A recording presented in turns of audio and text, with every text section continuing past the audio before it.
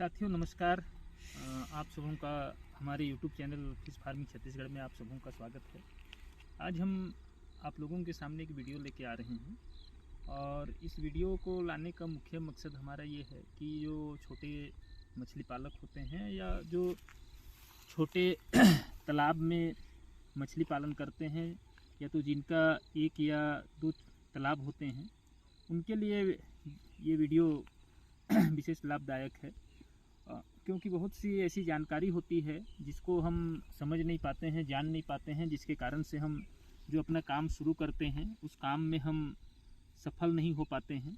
तो किसी भी काम को करने से पहले हमको उसकी संपूर्ण जानकारी रखना बहुत ज़रूरी है।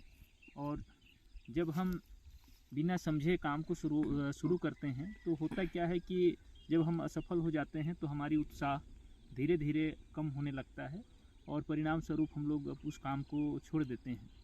तो जिन किसान भाइयों का जो छोटा तालाब या एक या दो तालाब हैं, छोटे तालाब, तो उन किसानों के लिए विशेष रूप से इस वीडियो के माध्यम से हम बताना चाहेंगे कि ऐसे किसान भाई दो तीन जो महत्वपूर्ण बातें हैं उन बातों को ध्यान रखना उनके लिए बहुत ही ज़रूरी है। क्योंकि जो छोटे तालाब या एक दो तालाब में हम मछली पालन करते हैं, पहला तो जो सबसे महत्वपूर्ण बात है कि कभी भी जो छोटे तालाब में मछली पालन कर रहे हैं उनको कभी भी छोटे आकार का या छोटा मछली का बच्चा कभी भी नहीं छोड़ना चाहिए। कम से कम उनको 50 ग्राम या 40 ग्राम या 50 ग्राम इसी आकार का बच्चा को ही हमको तालाब में डालना चाहिए। होता है क्या है कि जब हम बहुत ही छोटे बच्चे को जब हम तालाब में छोड़ देते हैं तो उसको 50 ग्राम होने में ही बहुत अधिक समय लग जाता है।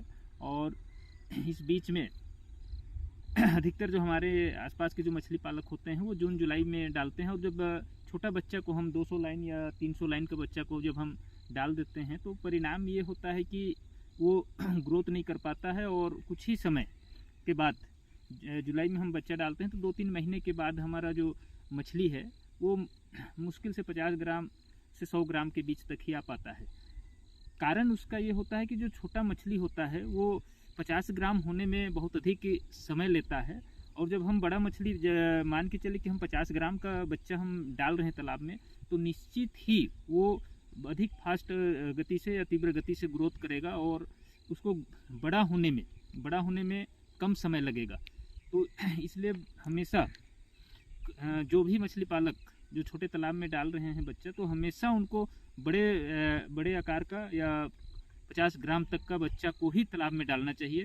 थोड़ा सा कॉस्टली आएगा बड़ा बच्चा, लेकिन आपको जो छोटा बच्चा डाल रहे हैं उससे अधिक लाभदायक सिद्ध होगा।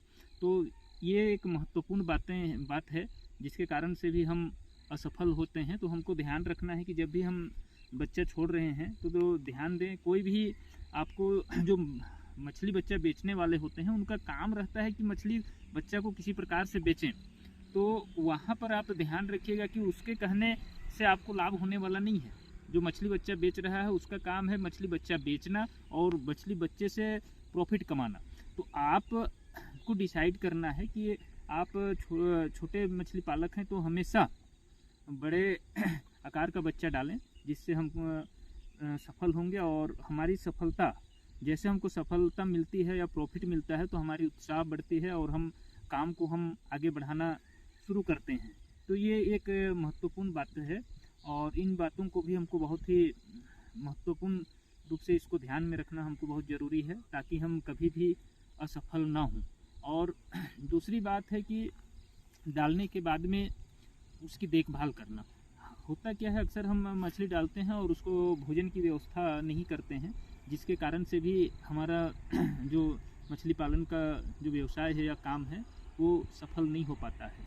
तो जो छोटे किसान भाई हैं वो हमेशा इन बातों को ध्यान रखें ताकि उनको लाभ हो और उनमें उत्साह बने और आगे वो काम को बढ़ाएं। हम तो चाहेंगे कि जितने भी मत्स्य पालक बंधु हैं सब काम को अच्छा से करें, प्रॉफिट कमाएं और अधिक से अधिक लाभ प्राप्त करें।